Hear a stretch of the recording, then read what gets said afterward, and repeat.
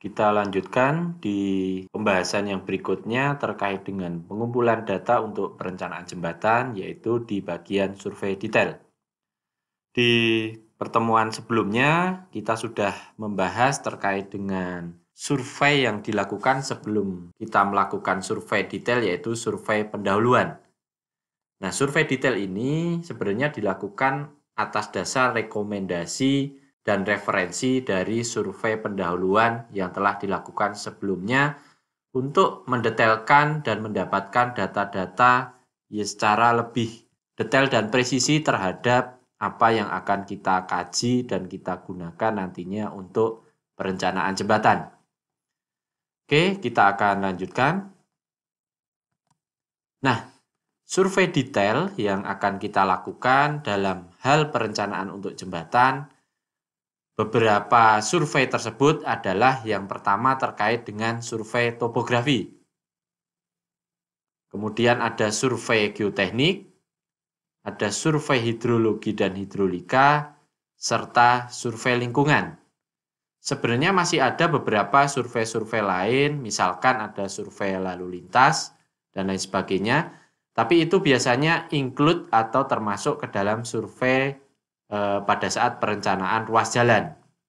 Nah, ini kita fokuskan memang yang benar-benar survei detail yang dilakukan pada perencanaan di jembatan. Oke, akan kita bahas satu persatu dari keempat survei detail yang disebutkan tersebut. Kita lanjutkan. Yang pertama adalah survei topografi. Kira-kira apa definisi survei topografi, kemudian fungsinya, kemudian cara melakukannya, dan outputnya apa akan kita bahas satu persatu. Oke. Jadi survei topografi ini tujuannya adalah mengumpulkan data koordinat dan ketinggian permukaan tanah di sepanjang rencana trase jalan dan jembatan di dalam koridor yang ditetapkan untuk penyiapan peta topografi dengan skala 1:500.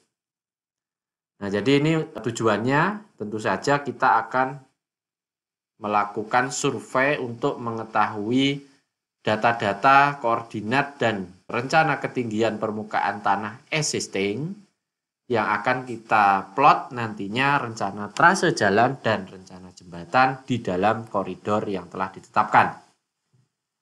Nah, ini kegiatannya apa saja? Yaitu yang pertama khususnya di bidang jembatan atau di perencanaan jembatan adalah pengukuran titik horizontal dan vertikal dari kondisi existing. Kemudian pengukuran 200 meter ke arah hulu dan hilir dari sungai, di mana jembatan tersebut akan direncanakan. Kemudian pengukuran 250 meter ke arah jalan masuk dan keluar jembatan. Nah, ini syarat minimal ya, 250. Tapi kalau memang nanti ditentukan jalan pendekatnya lebih dari ini, berarti kita sesuaikan dengan kebutuhan yang ada. Kemudian pengukuran 50 meter arah kiri dan kanan dari sungai. Maksudnya adalah kalau yang di awal ini adalah dari as rencana jembatan kita ke 200 meter hulu dan 200 meter hilir. Kalau ini adalah dari as sungainya ke arah kiri dan maupun ke arah kanan dari bantaran sungai. Oke, yang berikutnya adalah perhitungan dan penggambaran peta topografi. Oke, ini lingkup yang akan dikerjakan pada survei topografi. Kita lanjutkan. Nah, berapakah luas area yang akan disurvei atau batasan koridor yang akan disurvei oleh survei topografi ini? Ini kita sajikan dalam tabel. Jadi yang pertama, misalkan sungai. Nah, sungai ini koridornya adalah ke arah hulu dan hilir tadi, masing-masing minimum sepanjang 200 meter. Dengan interval penampang survei arah melintang adalah tiap-tiap interval 25 meter. Nah, kemudian kalau kedua ini adalah area yang disurvei berupa rencana trase jalan. Nah, koridornya adalah dari garis tepi sungai atau jalan atau pertemuan jalan pendekat dengan jembatan. Seperti itu ya. Karena ini di posisi atau perencanaan jembatan, berarti yang kita survei adalah lokasi dari jalan pendekat. Nah, luasnya atau jangkauannya minimumnya adalah 250 meter. Dengan interval penampang melintangnya yang disurvei adalah setiap interval 25 meter. Kemudian kalau di lokasi jembatan yang akan kita bangun atau kita rencanakan, maka koridornya adalah interval penampang melintang maupun memanjang terhadap sungai maupun jalan. Nah, ini bisa dilakukan survei dengan interval yang disesuaikan, yaitu misalkan 10 meter ataupun per 15 meter ataupun 25 meter. Tergantung dari bentang jembatan dan juga nantinya ketelitian yang akan kita harapkan. Seperti itu. Oke, kemudian ada batasan lagi terkait dengan ketentuan pengukuran dari penampang melintang tadi. Ini dipengaruhi oleh kondisi dari existing lokasi yang akan kita lakukan pengukuran. Nah, misalkan dalam hal ini kondisinya dia berupa tanah datar, landai ataupun lurus, maka koridor yang bisa kita lakukan pengukuran adalah 75 plus 75. Artinya 75 ke kiri atau ke kanan dari as rencana. Nah, ini intervalnya untuk jembatan adalah 25 meter. Untuk pegunungan ini juga sama, 75 meter ke kiri dan 75 meter ke kanan dengan intervalnya adalah 25 meter. Sedangkan pada area tikungan ini nanti dibagi, kalau dia tikungannya berupa tikungan luar, maka jarak yang disurvei adalah dalam arah melintang 50 meter. Kalau dia berupa tikungan arah dalam, maka koridor yang dia harus disurvei topografi adalah 100 meter. Dengan nanti intervalnya adalah 25 meter setiap jaraknya. Oke, saya lanjutkan. Nah, output atau keluaran dari survei topografi ini bisa kita sajikan. Yang pertama adalah laporan survei topografi. Isinya antara lain berupa data pengukuran dan hitungan dari pengukuran topografi yang dilakukan.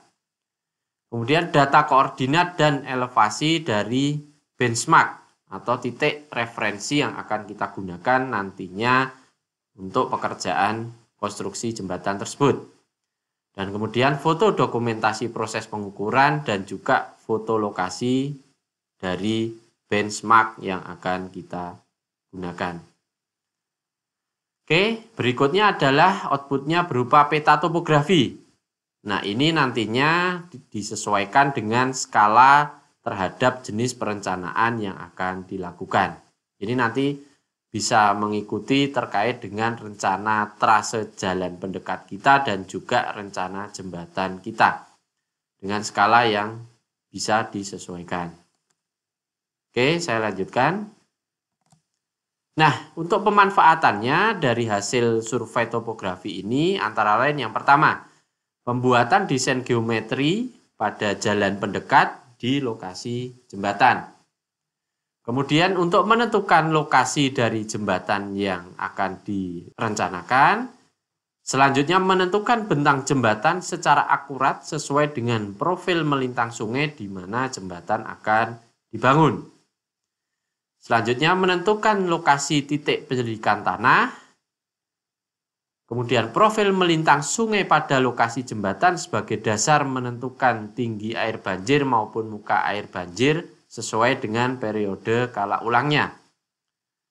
Berikutnya nilai koordinat atau GPS, Global Positioning System, yang harus dipasang pada as kepala jembatan yang nantinya digunakan sebagai titik awal penentuan staking out pekerjaan pelaksanaan.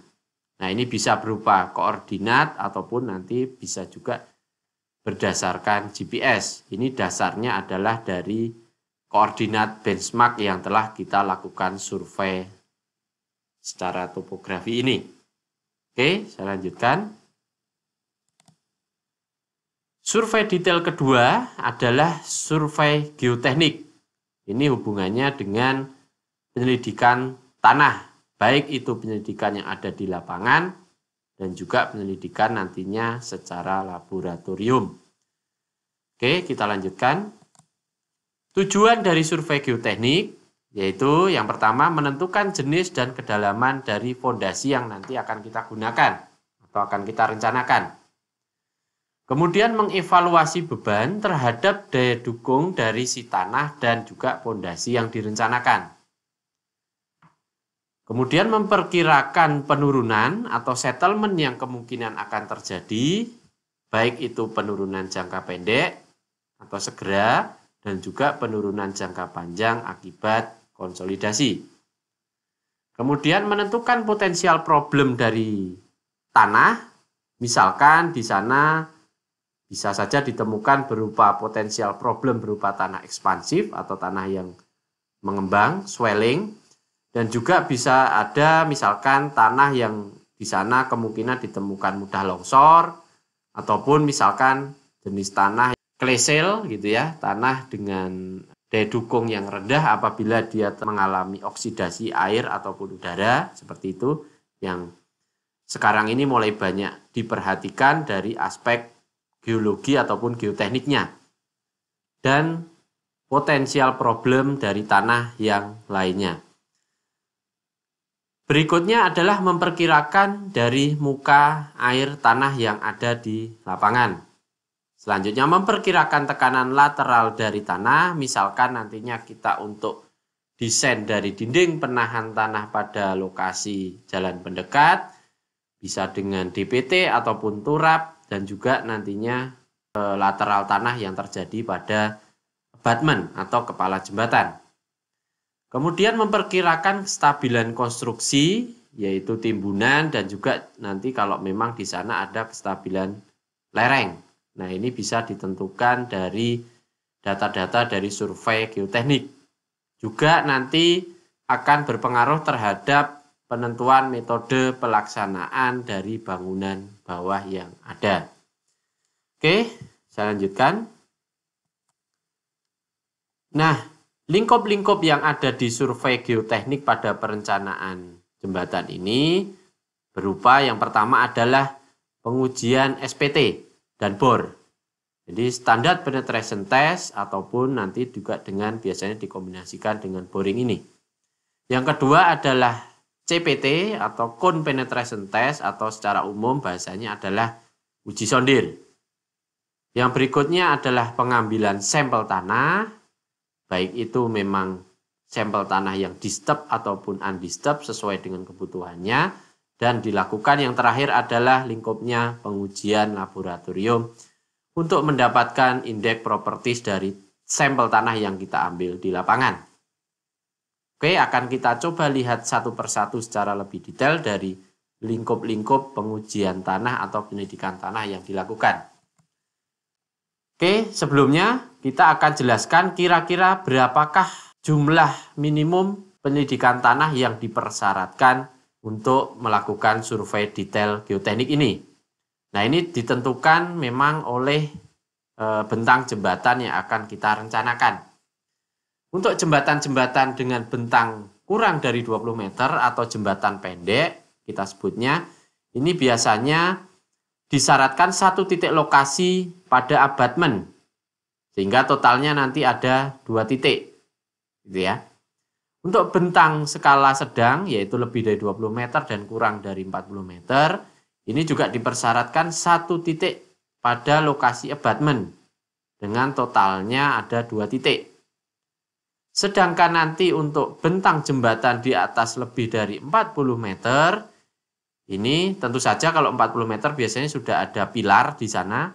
Ini ditentukan satu titik tiap abutment atau pilarnya dengan minimal jumlahnya adalah 3 titik. Ini beberapa kaidah terkait dengan penentuan jumlah titik untuk penyelidikan tanah pada lokasi rencana jembatan. Saya lanjutkan.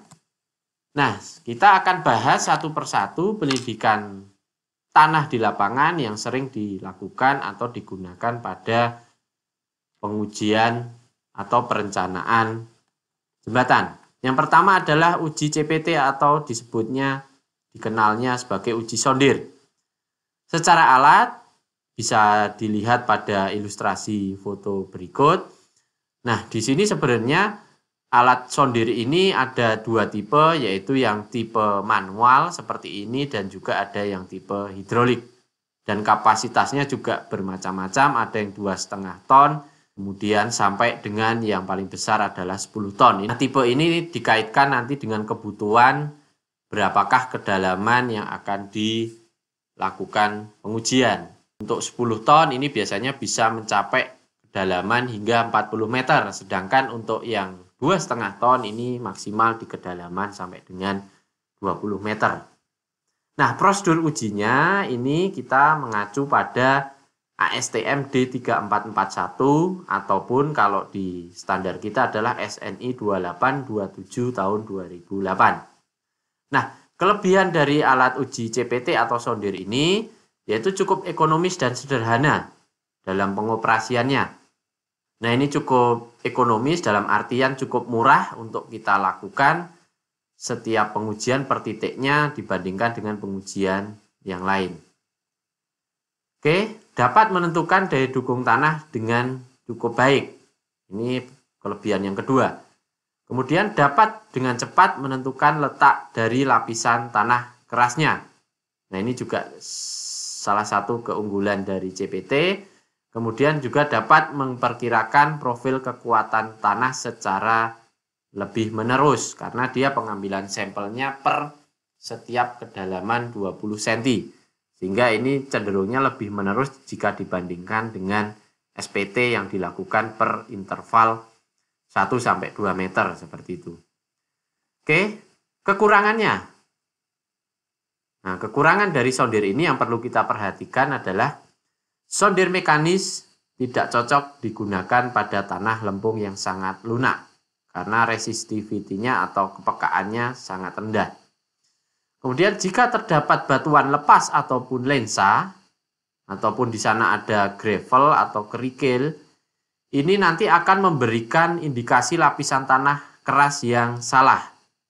Nah, sehingga memang harus diperhatikan jika kita melakukan pengujian hanya satu titik, dan dikhawatirkan di sana terdapat lapisan tanah keras, tapi ternyata itu akibat batuan ataupun gravel, disarankan untuk dilakukan pengujian minimal di sana 2 titik sehingga bisa dilakukan perbandingan di lokasi tersebut. Oke, jika alat tidak lurus atau tidak bekerja dengan baik, maka hasil yang didapatkan tentu saja tidak valid. Kemudian kekurangan berikutnya adalah tidak didapatkannya sampel tanah untuk pengujian indeks propertis tanah di laboratorium. Nah, ini adalah penjelasan terkait dengan alat uji yang pertama, yaitu uji CPT atau sondir. Saya lanjutkan. Nah, ini untuk penentuan jumlah titik yang dipersyaratkan, sebenarnya ini sudah disebutkan di depan tadi. Untuk uji sondir, jembatan bentang pendek, di mana kurang dari 40 ini biasanya sekitar 1-2 titik. Nah, ini disesuaikan dengan kebutuhan, tapi minimal ada 1 titik di tiap abutment atau pilarnya. Untuk bentang sedang 40 meter sampai 125 meter, ini disarankan 2 titik pada tiap abutment atau pilarnya, atau disesuaikan dengan kebutuhan. Untuk jembatan bentang panjang 2-3 titik sesuai dengan kebutuhan. Nah, ini disarankan seperti ini, tapi untuk bentang panjang biasanya nanti dikombinasikan dengan pengujian SPT ataupun boring. Seperti itu. Nah, yang perlu dilakukan pada saat pengujian sondir, kira-kira hal-hal apa yang harus diperhatikan, yaitu terkait dengan pengawasan uji sondir. Yang perlu kita lakukan adalah pengawasan terhadap kondisi alat dari sondir tersebut. Kemudian pengawasan terhadap persiapan pengujian sondir, ini kaitannya adalah persiapan lokasi lahan dan juga pengangkuran dari alat sondir. Ini supaya didapatkan hasil yang presisi di mana dilakukan secara tegak lurus dan lain sebagainya. Kemudian pengawasan prosedur pengujian ini juga harus dilakukan pengawasan pada saat pengambilan sampel ataupun pembacaan sampel.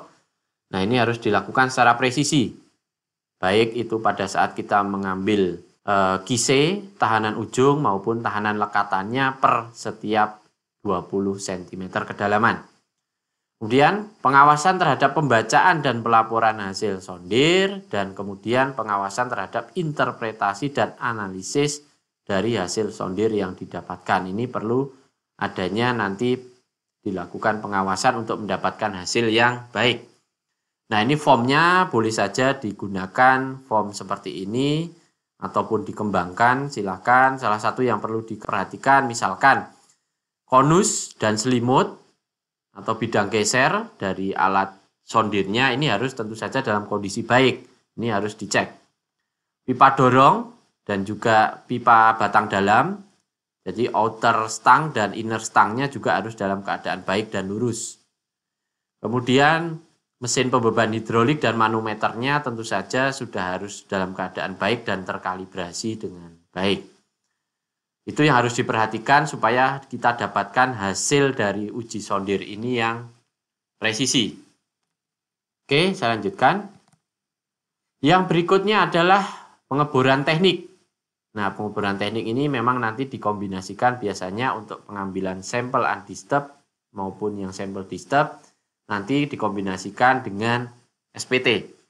Nah, prosedur uji dari pemboran teknik ini, baik pencatatan dan interpretasi dari pemboran inti terutama core drilling ini bisa mengacu pada SNI 032436 tahun 2008. Nah, pemboran teknik sebenarnya ada beberapa tipe, diantaranya ada pengeboran manual atau auger boring, kemudian ada pengeboran bilas yaitu dengan wash boring, dan ada juga pengeboran inti yaitu dengan core drilling. Nah, ini digunakan masing-masing sesuai dengan kebutuhan. Mungkin untuk pengambilan sampel yang tidak terlalu dalam dan sifatnya adalah disturb sampel bisa menggunakan auger ini. Untuk pengeboran bilas ini bisa di kedalaman yang lebih dalam dan biasanya ini juga sampelnya adalah disturb. Sedangkan core drilling ini biasanya digunakan nantinya untuk tanah-tanah yang keras ataupun batuan dan juga nanti bisa didapatkan sampel undisturbed-nya. Oke, lanjutkan. Nah, saya sebutkan tadi untuk pengeboran nanti akan didapatkan beberapa jenis sampel. Ada disturbed dan ada undisturbed. Nah, undisturbed sampel atau kadang yang disingkat dengan nama UDS atau UDS ini, prosedur pengujiannya bisa mengacu pada ASTM D158715 ataupun SNI 4148-1 tahun 2017. Nah, alat yang digunakan nanti jenis tabung yang bisa digunakan untuk pengambilan undisturbed ini adalah yang sistem open drive sampel ataupun piston sampel ataupun yang split barrel sampel. Adapun pengawasan dalam pengambilan sampel UDS ini yang perlu diperhatikan antara lain adalah yang pertama, tabung harus dalam kondisi yang baik. Nah, kemudian tabung ini ditekan dengan kecepatan yang konstan dan sekali dorong. Ini yang perlu diperhatikan atau diawasi juga. Kemudian nanti setelah diambil, tabung harus ditutup dengan lilin atau parafin ataupun plastik supaya kadar air dari sampel ini terjaga. Tabung nantinya disimpan dengan baik dan diberikan labeling, kemudian dikirim ke laboratorium dengan baik, dan segera dilakukan pengujian di laboratorium dengan pengambilan sampel yang baik dari tabung tersebut, supaya memang terjamin bahwasanya ini sampel yang undisturbed atau tidak terganggu. Oke, saya lanjutkan. Kemudian yang berikutnya terkait dengan survei detail geoteknik adalah uji SPT. Uji SPT ini alatnya bisa kita saksikan di dalam gambar berikut. Nah, ini biasanya digabungkan atau ditemani dengan uji pemboran yang dilakukan sebelumnya. Nah, nanti ini dilakukan pengambilan sampel dari SPT ini biasanya di setiap interval kedalaman 1 atau 2 meter. Nah, prosedur ujinya bisa dilihat pada SNI 4153 tahun 2008. Nah, kelebihan atau kekurangannya dari pengujian SPT ini, yaitu yang kelebihannya adalah yang pertama dapat digunakan untuk hampir semua jenis tanah. Kemudian ini dapat menembus lapisan lensa dan tanah keras karena kita memang padukan dengan sistem boring tadi. Kemudian mendapatkan sampel tanah yang terganggu, ataupun nanti memang kalau dengan menggunakan piston khusus bisa didapatkan sampel tanah yang memang tidak terganggu. Tapi dalam hal ini kita bisa dapatkan adalah sampel tanah yang bisa kita uji indeks propertiesnya di lab. Kemudian korelasi empiris antar parameter tanah bisa didapatkan secara lebih banyak dari sampel tanah yang kita ambil tadi. Kekurangannya apa? Pengujian ini relatif mahal dibandingkan dengan sondir tadi dan butuh waktu juga yang relatif lama. Kemudian profil kekuatan tanahnya cenderungnya tidak menerus karena sampel diambil tiap kedalaman 2 meter dan perlu ketelitian dalam pelaksanaannya. Namun kelebihannya dibandingkan sondir ini bisa mencapai kedalaman tanah jauh lebih dalam dibandingkan sondir yang hanya 20 meter ataupun kalau dengan hidrolik dan kapasitas 10 ton 40 meter ini jauh lebih dalam dari kedalaman tersebut. Bahkan bisa sampai 60 meter dan seterusnya. Oke, saya lanjutkan.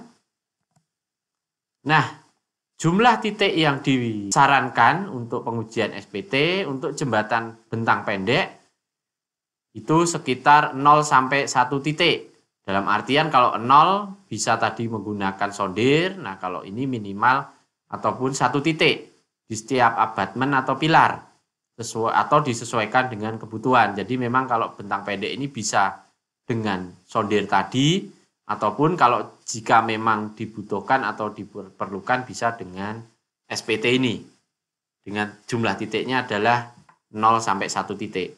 Kemudian bentang sedang ini disarankan 1 titik setiap abatmen atau pilar atau disesuaikan kebutuhan. Nah, untuk bentang panjang ini disyaratkan 1 sampai 2 titik atau sesuai kebutuhan juga pada tiap abatmen atau pilar jembatannya. Nah, untuk pengawasan uji SPT yang perlu disoroti atau di-highlight adalah pengawasan terhadap kondisi alatnya. Seperti apa? Harusnya dalam kondisi yang baik. Kemudian pengawasan terhadap persiapan pengujiannya. Kemudian pengawasan terhadap prosedur pengujian SPT. Dan juga pembacaan dan pelaporan dari hasil uji SPT serta yang terakhir adalah interpretasi dan hasil analisis dari uji SPT. Nah, ini yang perlu diawasi secara lebih detail. Nah, ini bisa dilakukan dengan form sebagai berikut secara sederhana. Jadi dipastikan alat uji SPT dan kelengkapannya dalam kondisi baik. Kemudian batang dan pipa bornya dalam kondisi keadaan baik. Tripod, tali, palu, dan lain sebagainya dalam kondisi baik. Ini bisa di-improve atau disesuaikan nanti untuk pengawasan dan checklist dari uji SPT ini. Oke, saya lanjutkan. Yang berikutnya adalah pengujian sampel tanah tadi di laboratorium. Nah, kira-kira apa saja yang perlu dilakukan pengujian di laboratorium? Nah, yang pertama adalah uji indeks properties dari si tanah. Nah, kira-kira apa saja yang perlu diuji dari indeks properties ini? Yang pertama adalah kadar airnya. Ini bisa merujuk juga nantinya prosedur ujinya pada ASTM D2216 atau SNI 1965-2008. Kemudian berat jenis, ini bisa merujuk pada ASTM D654 atau SNI 1964-2008. Ada berat isi dan berat isi kering, ini nanti mengacu pada ASTM D2049 atau SNI 033637 tahun 94. Kemudian ada uji saringan, ini bisa merujuk pada prosedur uji ASTM D1140 ataupun SNI 03-1968 tahun 90. Ada lagi uji hidrometer. Nah, uji saringan dan hidrometer nantinya untuk mengetahui gradasi dari tanah kita dan juga dikaitkan batas-batas Atterberg ini nanti bisa kita menentukan klasifikasi dari tanah. Nah, uji hidrometer ini nanti bisa merujuk pada ASTM D422-63 atau SNI 3423-2008. Sedangkan untuk uji batas-batas Atterberg atau batas konsistensi tanah, ini nanti bisa mengacu pada ASTM D4318 ataupun SNI 1966, 1967, dan 3422 tahun 2008. Ini untuk pengujian secara indeks properties dari tanah. Sedangkan untuk pengujian dari kekuatan geser dari tanah, itu bisa kita lakukan dengan pengujian kuat tekan bebas. Nah, ini bisa mengacu pada ASTM D2166 atau SNI 3638 tahun 2012. Kemudian bisa dilakukan uji triaksial, ini bisa mengacu pada prosedur uji ASTM D2850 atau D4767 atau kalau SNI 034813 tahun 98 yang direvisi pada tahun 2004. Kemudian ada juga dengan pengujian uji geser langsung atau direct shear test dengan mengacu prosedur uji pada ASTM D3080 ataupun SNI 2813 2008. Oke, ini terkait dengan berapa pengujian yang dilakukan sampel tanah di laboratorium. Lanjutkan. Juga bisa dilakukan beberapa pengujian lain untuk melengkapi pengujian yang telah kita lakukan di depan tadi, yaitu dengan uji konsolidasi. Ini untuk mengetahui penurunan atau settlement jangka panjang, misalkan timbunan di jalan mendekat kita, yaitu dengan merujuk pada ASTM D2435 atau SNI 2812 2011. Kemudian uji permeabilitas, ini untuk mengetahui kecepatan aliran air tanah yang melewati dari tanah kita. Nah, ini bisa merujuk pada STM D2434 atau SNI 2435 2008 dan SNI 036870 tahun 2002. Kemudian ada uji kompaksi. Nah, ini untuk mengetahui kepadatan dari rencana timbunan kita itu dengan standar Proctor ataupun modified Proctor. Ini bisa mengacu pada STM D69800A ataupun SNI 1742 2008 dan SNI 1743 tahun 2008. Kemudian yang berikutnya ada uji CBR atau California Bearing Ratio. Ini nanti untuk menentukan kepadatan dari tanah timbunan di jalan pendekat kita. Ini bisa merujuk pada STM D1883 dan atau SNI 1744 2012. Oke, saya lanjutkan. Nah, keluaran dari survei geoteknik nantinya yang akan kita bisa dapatkan yaitu pertama adalah laporan pendidikan tanah, di mana di dalamnya berisi antara lain terkait dengan klasifikasi tanah di lokasi tersebut. Kemudian ada daya dukung tanah baik dari uji SPT maupun dari uji sondir. Kemudian properties dari tanah yaitu berupa kohesi, sudut gesek dalam, berat isi, kadar air, berat jenis dan sebagainya. Ini yang didapatkan dari pengujian laboratorium. Dan juga nilai CBR yang kita dapatkan dari pengujian CBR. Kemudian bisa didapatkan juga peta penyebaran dari tanah. Nah, dalam hal ini nanti kita bisa dapatkan gambaran dari kondisi lapisan tanah atau stratigrafi tanah di lokasi rencana. Sehingga nanti bisa kita manfaatkan untuk perencanaan fondasi yang akan kita lakukan. Juga bisa kita dapatkan peta daerah rawan longsor. Nah, ini bisa juga kita peroleh. Dan yang berikutnya adalah tentu saja foto dokumentasi untuk melengkapi pelaporan yang ada tersebut. Ini terkait beberapa keluaran dan penjelasan terkait survei geoteknik yang dilakukan. Kita lanjutkan. Nah, survei detail yang berikutnya adalah survei hidrologi dan hidrolika dan juga nanti ada survei lingkungan. kita akan bahas secara detail pada video berikutnya. Terima kasih atas perhatian dari rekan-rekan. Sampai jumpa di video berikutnya. Bye.